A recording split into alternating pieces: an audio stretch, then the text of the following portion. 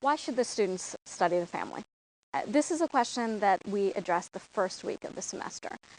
And the students read a work called The Theoretical Importance of the Family.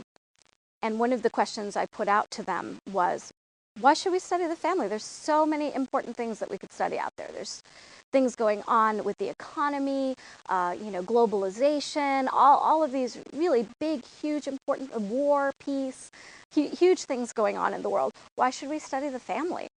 And of course, they get all up in arms because they've signed up to take the family course. They think it's important, but it's important for me that they verbalize it. They talk about why it's important to study the family.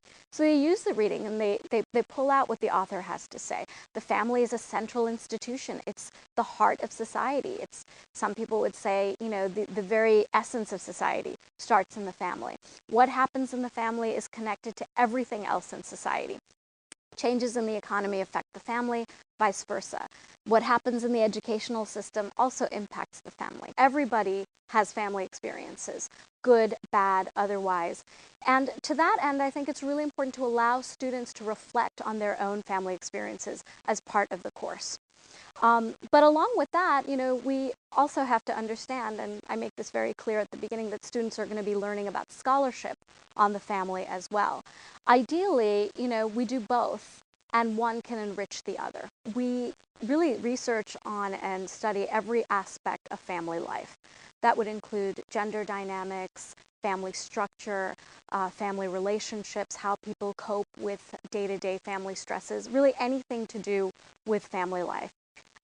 Everything from the way that social and economic changes affect the family to interpersonal dynamics between, say, husband and wives or children and their parents. One of the major issues in the study of the sociology of the family, especially as it relates to the American family, but also on a global level as well, is examining the transition from what people believed was the traditional family model to contemporary and very diverse forms of family life.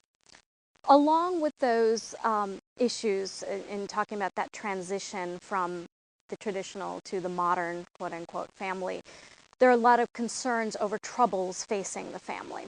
Troubles stemming from single parenthood, divorce, children not being well taken care of in the family setting, as they had perhaps previously been done in a more traditional family setting. One of the things that we examine is what is at the heart of that transition. Is family really in decline, or is it changing in response to the other changes going on in American society, or indeed in global society? Changes brought on by the economy, changes in the culture that have led to different assumptions about what family life is and what it should be.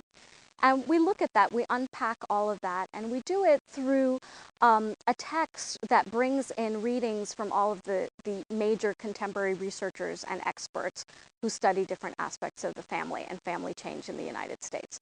The first assignment I have my students do is called a family autobiography. And in it, I ask the students to write a narrative about their family experiences, as much or as little as they feel comfortable sharing with me. I let them decide. And what I want them to do is put their family lives in the larger context of the society that they lived in, grew up in. And for most of them, that's going to be American society, but some of my students are going to be talking about growing up in different cultures and all of the cultural differences that they've experienced. And in it, what I ask them to do is incorporate what they learn in the scholarly research and be able to apply that information to their own personal narratives.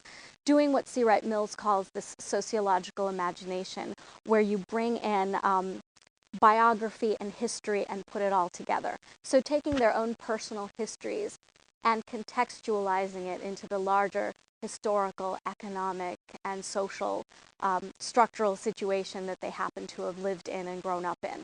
The students in my class, there are kind of three types of students. Some are coming from early childhood education or human services because it's one of their choices for 200 level classes that they can make. And for those students, it's fairly obvious why the class is going to help them. And we talk about this. Any applied profession where you're dealing with families or children, what they're going to learn in sociology of the family is going to directly relate to the work that they're going to do. But a sizable number, the majority of my students, take the class purely as an elective. And, they make the case for me. I think it's important to study the family because I'm trying to make sense of my own family situation. Or, I had a great family, but I want to find out, why not everyone has a wonderful family experience. I want to find out what to do when I, decide to have a family of my own. So, ranging from personal reasons like that to kind of more intellectual questions about the nature of family life and what's happening in society as it relates to the family. So it's really exciting for me to be in a situation where my students are, from the get-go so engaged with the subject matter.